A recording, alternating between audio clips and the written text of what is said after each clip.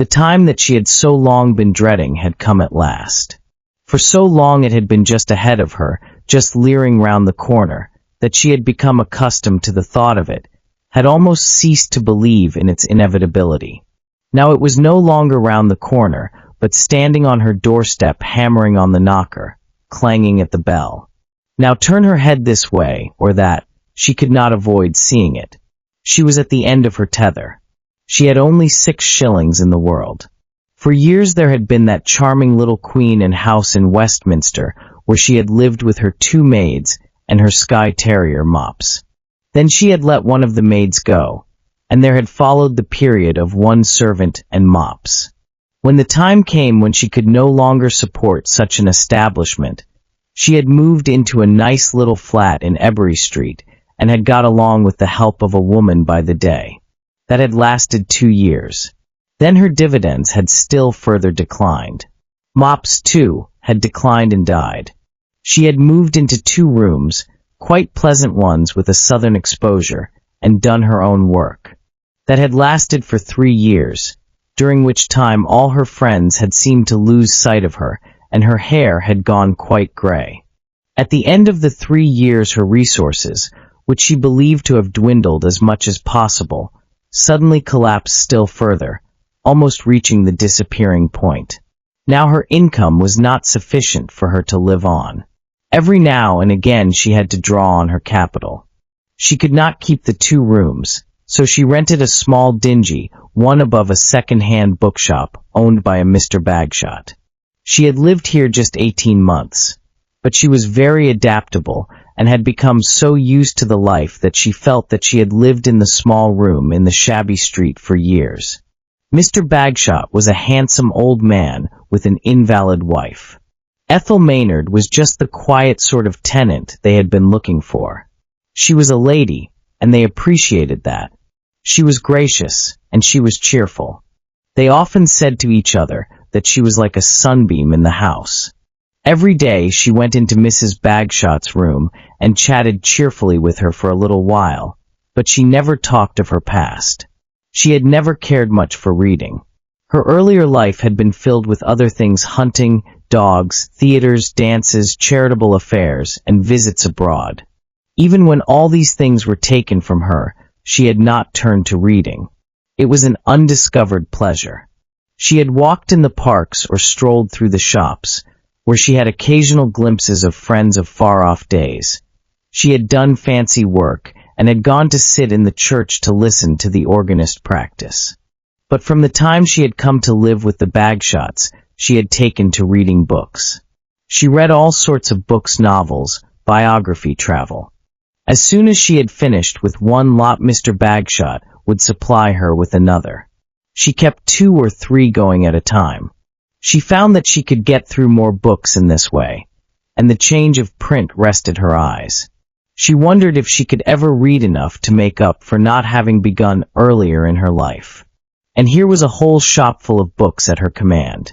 Every time she appeared in the shop with an armful of books to exchange, she brought a feeling of exhilaration to Mr. Bagshot, as if she were an affluent customer and he doing a good business. A tranquil radiance seemed to enter with her. She had a beautiful figure with full flowing lines, aristocratic features, deep blue eyes, and a color that had once been like the wild rose, but had now become somewhat pale, for she did not feed herself too well. She had a beautiful smile with no sadness in it, just a happy parting of the lips and a pleased lighting of the whole face, as a child's face lights. Yet she was 58 and looked her years. Now Ethel Maynard had only 6 shillings in the world, and she gravely considered what she should do with it. She was a little behind with her rent, but her few bits of furniture, when they were sold, would make that up. The Bagshots must lose nothing. It was a bright Sunday afternoon in February. There was a stirring of spring in the air, and she decided that she would like to go out to tea in some luxurious hotel, such as she had not entered for years. She had an impersonal feeling about herself, a kind of tolerant pity. She thought she would like to give this poor old creature a little treat before the end came. Her lips parted in her gracious smile, and she took the 6 shillings out of her purse and laid them on the table in front of her. A bright new half-crown, a florin, a shilling, and a 6pence. There was enough for a luxurious tea, a tip for the waiter, and her bus fare. A little thrill of anticipation ran through her. She would go to a hotel where there was a good orchestra. She would hear beautiful music, be in a crowd of well-dressed people once more. She had not had anything pleasant to look forward to for so long that her spirits, which had been sunk much deeper in melancholy than she had realized, rose tremulously, like a poor caged bird offered a moment's freedom. She shrank from facing the world she had so long left behind, but she shrank still more from sitting alone in her little room, waiting for the moment when she must acknowledge that she had nothing left to live on. Now that she had only 6 shillings left, she wanted nothing so much as to get rid of them. She hated the thought of trying to eke them out over another few days. She looked at the clock and saw that she must dress at once if she was to reach the Melchester in good time for tea. She took out her best clothes, which only a year ago would have looked grotesquely old-fashioned, but which now appeared almost chic, brushed them, and laid them on the bed. She took off her knitted jumper, and at the washstand washed her face, her shapely shoulders, and arms with water and cheap soap, and dried them on a worn towel in one corner of which her mother's monogram was woven. She brushed out her long wavy hair and arranged it. It almost arranged itself, for it had been twisted into these same curves and coils for almost 40 years. She was pleased with her reflection, and experienced a moment's wonder that she could have such an air and yet be so absolutely down and out. She stopped at the door of the Bagshot sitting room to tell them that she was going out to tea. They looked at her with expressions of astonishment and pleasure. Once more she brought to Mr. Bagshot the illusion of well-being, the feeling that he was doing a prosperous business. He escorted her through the shop and bowed her out into the street. She had a moment's panic when she found herself inside the glittering doors of the Melchester. The liveried attendants and brilliant lights confused her, even frightened her. What was she doing here? Oh, what was she doing here? This was no place for her. Surely it was no place for anyone who had only 6 shillings in the world. But the attendant bowed her on toward the lounge. She gathered herself together and moved with dignity past the orchestra and threaded her way among the crowded tables. The air was vibrating with music, a brilliant golden light was diffused from the ceiling, the soft carpet glowed before her azaleas bloomed about the pillars.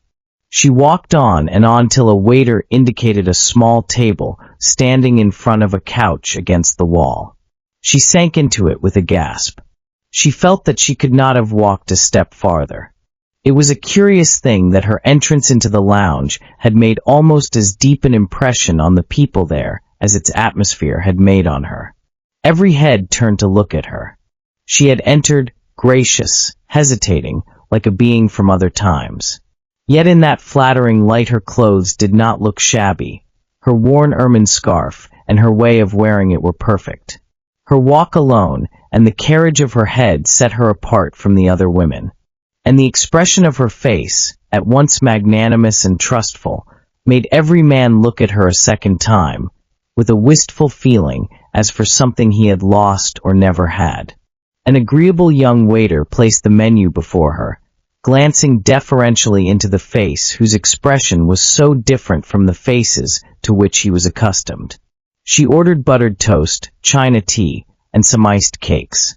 She drew a cigarette from her case and lighted it. Now she felt more at ease and looked confidently about the room, anxious to get full value for her last 6 shillings, to miss no item of luxury and ease. The music vibrated sensuously through her nerves, the flowers delighted her eyes. Like an explorer returned from long years of traveling over dreary wastes, she felt restored to her own. She smiled, and those who were still watching her were conscious of an extraordinary charm about her. Her face was much less bold, less hard, than the faces of the other women, and there was about it a dignity which none of them possessed. 3 people on a couch opposite were immensely interested in her, and after a little she began to notice them. There were 2 thin, smart young women and a mediocre youth with a flat face and pudgy hands. He was perched on the arm of the couch, his short legs dangling awkwardly. All 3 were making fun of some absent 4th person. It seemed that they could never have enough of this jibing and sneering. Each in turn mimicked some saying or gesture of hers, while the other 2 would double up with laughter, the youth almost rolling from his perch. Frequently he cast a sidelong glance at Ethel Maynard, as though to claim her admiration and approval. On her part she wished that the 3 might not have been there. But for them she would have been almost isolated, and could have enjoyed the scene before her and her deliciously buttered toast in peace. She had forgotten that such toast could be delicate, piping hot in its silver dish, spread so thickly with good butter that it oozed through to the other side. And the China tea, and the tray of cakes and French pastries that were so difficult to choose from. The young waiter was not impatient at her delay in making her choice. He assisted her with gently murmured advice. Seldom, he thought, did a lady of her age show such a childlike disregard for her figure. With her 3rd cup of tea, she lighted another cigarette and relaxed against the deep cushions of the couch. She would not let her mind look forward into her future, if future she had any, but persuaded it to go back into the past. She saw herself 30 years ago at a dance in this very spot, when the old mansion which had been torn down to make way for the Melchesters still stood in its strength and grandeur. What a lovely gown she had worn that night! Men had crowded round her asking for dances, exchanging the badinage of the day. She recalled some of their faces, and tried to recall what had become of them. Most of them had been killed in the war. All had long ago passed out of her life. She wondered why she had not married. Perhaps it had been that she had liked them all so well, had been so happy in her own life, in her own home, and had desired no hampering bonds. Perhaps it was that she had desired too much, that their light and restrained love-making had roused no response in her. She could have loved Freddie Bland, she thought, but he had been 5 years younger than she, and it had been necessary for him to find a rich wife. Nothing more had passed between them than a special kind of glowing friendship. Something of that glow came back to her at the thought of him, tall, fair, with that laugh that always made her laugh, too. A cackle came from the youth opposite, and her slow blue eyes moved to a scornful contemplation of his person. He beamed across at her, taking her into his confidence. And then she said, "Oh, my dear, it's the same old complex. I guess I'm just made that way." He wriggled on the arm of the couch, and his companions gave voice to admiring laughter. Ethel Maynard closed her eyes and sank into thought. Now, try as she would, she could not quite push the ugly present and still uglier future out of her thoughts. What was to become of her? What did become of middle-aged women who had nothing to live on and could find nothing to do? She had tried, indeed she had tried hard, to find something to do. There was almost no kind of work she would not have undertaken if only she could have found it. She recalled some of her efforts, the advertisements she had answered, the agencies where she had registered for employment. No one had wanted her. She had had no training. What education she had was of no use to her. She had tried to get a position as mannequin, to exhibit clothes for the middle-aged, but her lines were too flowing for these days. She could not have got herself into the costumes. Several opportunities offered for small enterprises with other women, but always more capital was needed than she had. She could not get work as governess or nurse, for she knew nothing about children. Once she had applied to a friend of the old days, a man of 65 who held a position of power in the financial world. But he had just married a film star and could talk of nothing else. He promised to let her know if anything turned up for her, but she never heard from him. This discouraged her.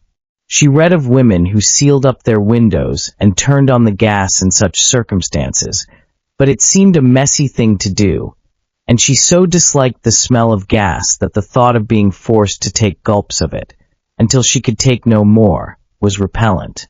The thought of suicide in any form was repellent.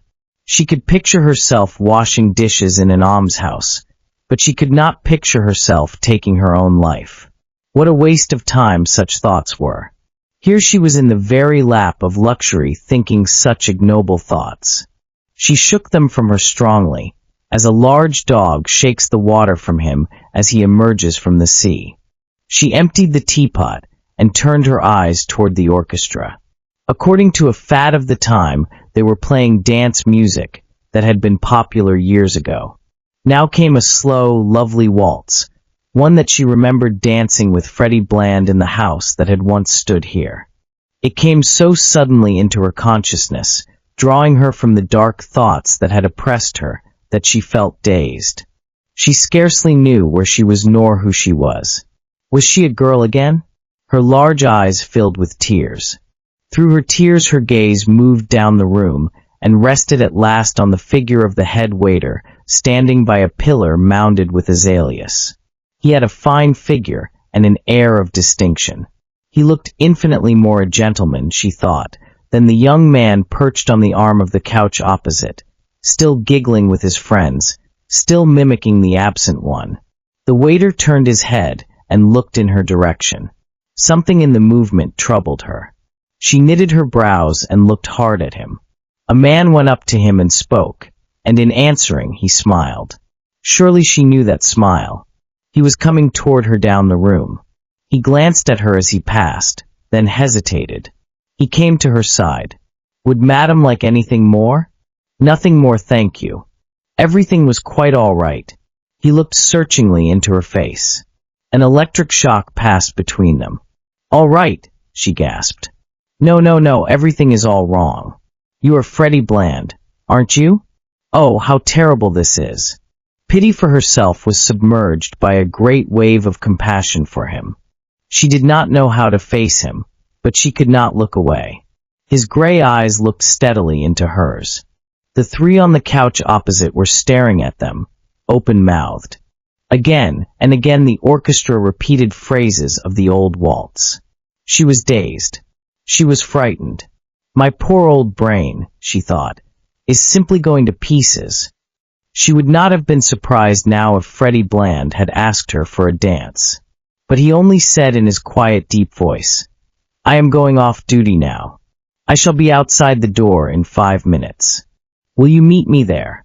She stared at him blankly, but her lips formed an affirmative. She bowed her head and pressed her hands together. She could not watch him go down the room, a waiter past these insufferable people. Now she saw that the room had become almost empty. The music had stopped, and the players were putting away their instruments. The young man on the couch opposite gave her a long, admiring look as she rose in her height, paid her bill, laid down her last shilling as a tip, and drew on her gloves. A sense of tragedy that she had never known before dragged at her limbs as she moved slowly toward the door. Outside it was almost dark and beginning to drizzle. He was waiting for her beside the door of a car.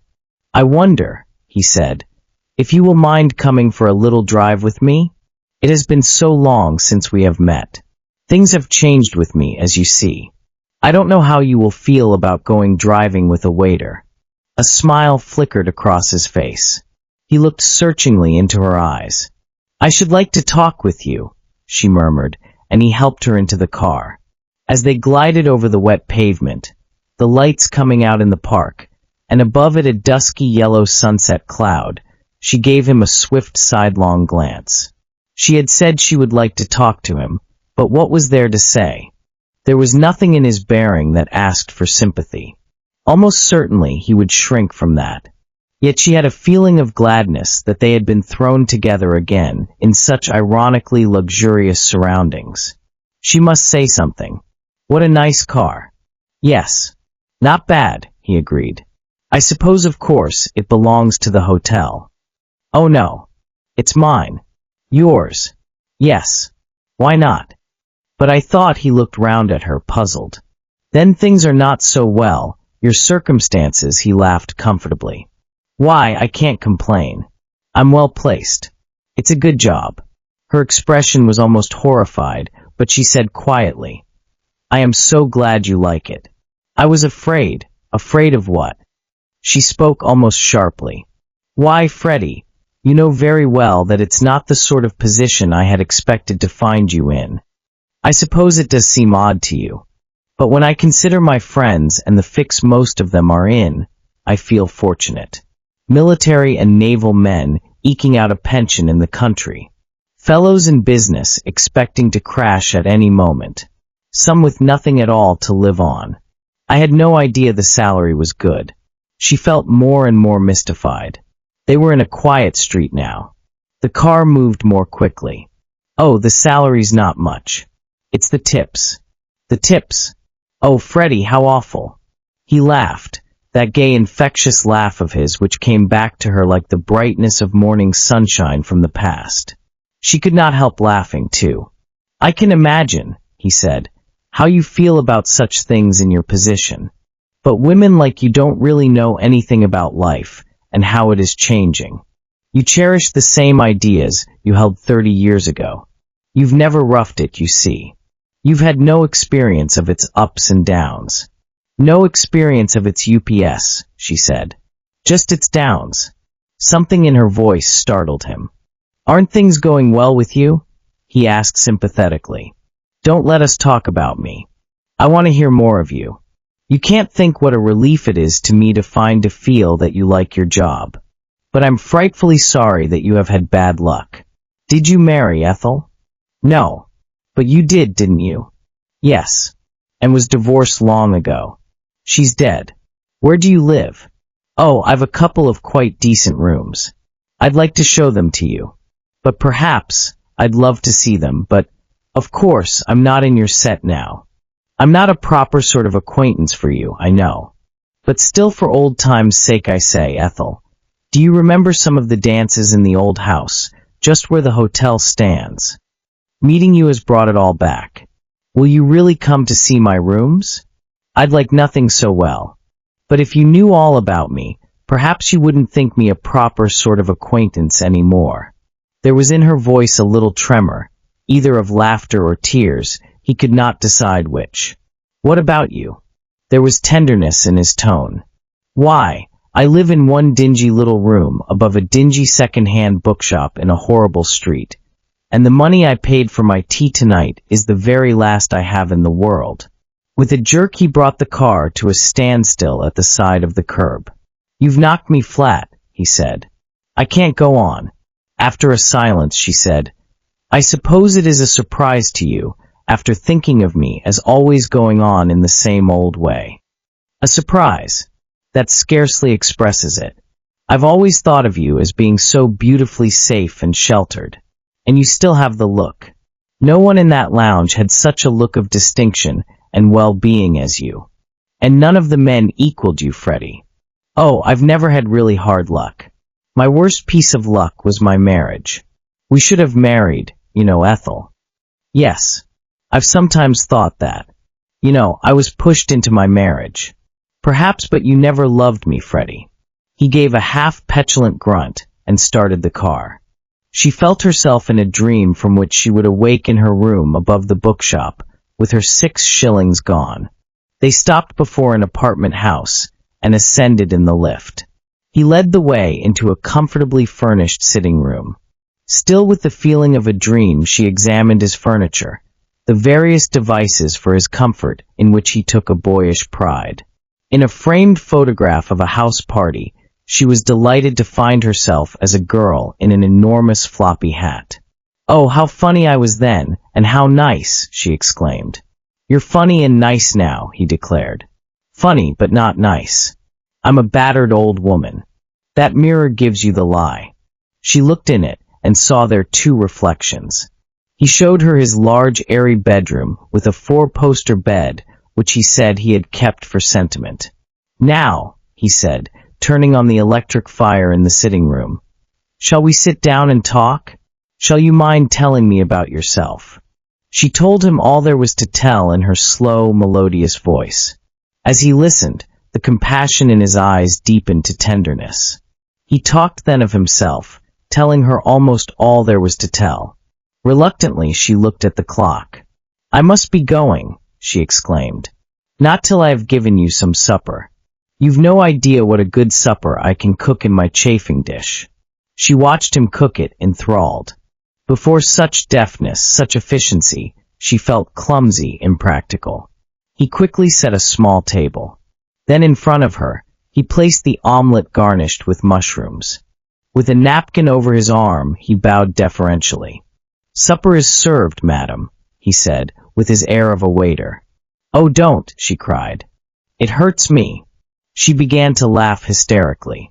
Her laughter sounded so strange in her ears that she was frightened. She could not stop until he had spoken to her almost sternly. "Sh," he said. "Someone will hear you. There's nothing to laugh or cry about either, and the omelette will fall if we let it wait too long." The omelette was delicious. They talked naturally, gaily, as in the old days. At last she said regretfully, "It is getting late." "Yes," he agreed, "it's getting late. But Ethel, it's not too late. I'm thankful to say it's not too late." Something in his eyes startled her, even frightened her. She rose and picked up her gloves. Her lips trembled. "Goodbye," she said, "and thank you so much." He stood up beside her. "It's not goodbye. I refuse to say goodbye." She gave a little broken laugh. "What else is there left to say?" "A thousand things," he said eagerly. "We've only just begun. We've wasted a lot of time. Ethel, I don't want you to leave me. I want you to marry me. God knows we should have done it long ago. Freddie, you're not in earnest. I have never been more in earnest in my life. The very sight of you makes me young and happy. If I could have you with me always, Ethel, say yes. Won't you say yes?" She was in his arms. But then she stood away a little erect, looking handsome and rather haughty. He laughed bitterly. "It's because I'm a waiter. You can't face that," she said. "Now you are being ridiculous." "Then why? Tell me your reason." "I have no reason. I'm only afraid." "Then don't be afraid." "Freddie, I shall love to marry you." She beamed at him. She was like a fine tall rose tree in full maturity. He held her closer and kissed her till she kissed him back. Then he laughed in the infectious way he had. "Supper," he said, "is the most delightful and confidential meal of our day. One has time then to relax and enjoy one's self." The end.